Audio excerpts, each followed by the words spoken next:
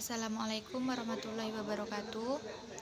Perkenalkan sebelumnya, nama saya Adina Setia dari jurusan Syariah dan Ekonomi Islam, program studi Siasah Syariah STAN Bengkalis. Video ini saya buat bertujuan karena untuk menyelesaikan tugas perkuliahan saya di mata Perkuliahan Peradilan Indonesia yang diampu oleh Pak Afdal. Puji syukur kita kehadirat Allah Subhanahu wa taala yang telah melimpahkan kita rahmat serta karunia-Nya sehingga pada kesempatan ini saya dapat menyelesaikan tugas ini dalam keadaan sehat walafiat. Salawat serta salam tidak lupa juga kita ucapkan buat baginda besar kita Nabi Muhammad SAW dengan ucapan Allahumma sholli ala Sayyidina Muhammad wa ala alihi Sayyidina Muhammad. Baik, pada video ini saya akan mempresentasikan materi yang berjudul Peradilan Anak. Untuk kalian yang belum paham apa peradilan anak atau apa sistem peradilan anak, jadi peradilan anak itu adalah pengadilan yang memeriksa perkara-perkara yang dilakukan oleh anak. Anak yang dimaksud di sini adalah di bawah 18 tahun. Kemudian sistem peradilan anak itu apa?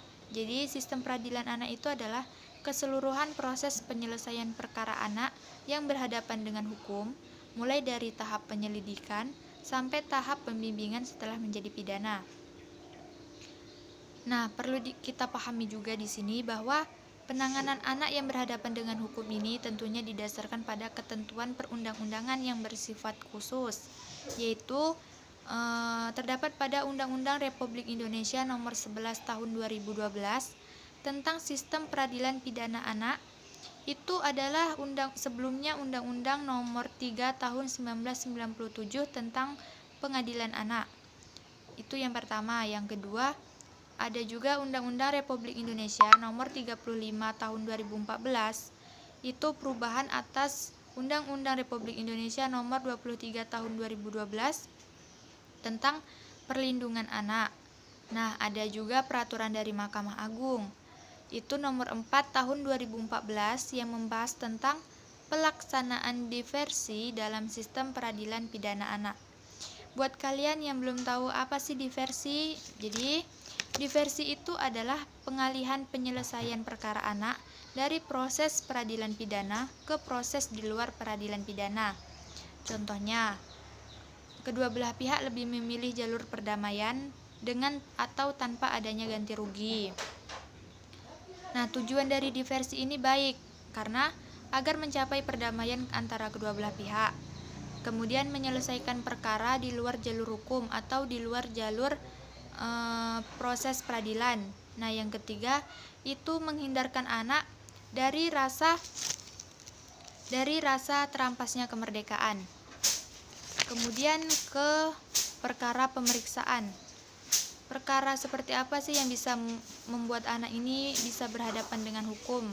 Jadi, anak yang berhadapan dengan hukum itu anak yang memiliki konflik dengan hukum, atau anak yang menjadi korban tindak pidana dan anak yang menjadi saksi tindak pidana.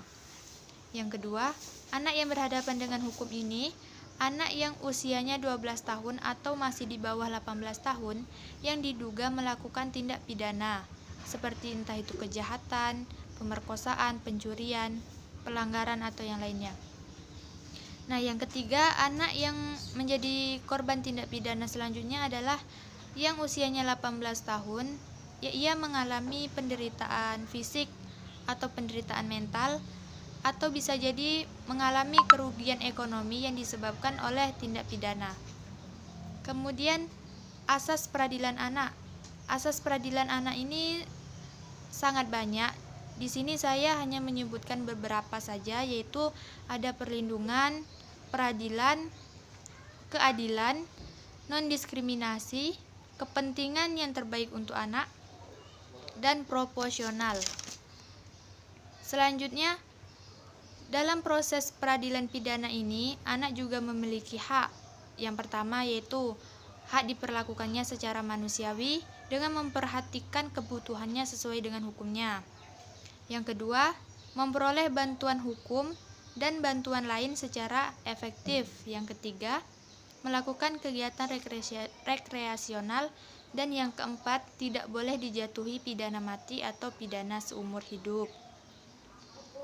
karena hakim memutuskan hukuman penahanan bagi anak ini di perkara ini yaitu paling lama penahanan 10 hari dan dapat diperpanjang lagi oleh ketua pengadilan negeri yang bersangkutan itu untuk paling lama 15 hari.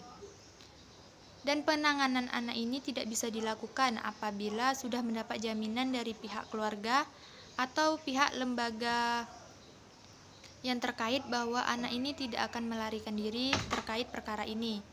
Nah, kemudian penanganan anak ini dilakukan juga memiliki syarat ketentuan. Yang pertama, anak telah berumur 14 tahun dan anak diduga melakukan tindak pidana dan ancaman pidana penjara 17 tahun atau lebih. Sekian dari video presentasi ini. Semoga bermanfaat. Assalamualaikum warahmatullahi wabarakatuh.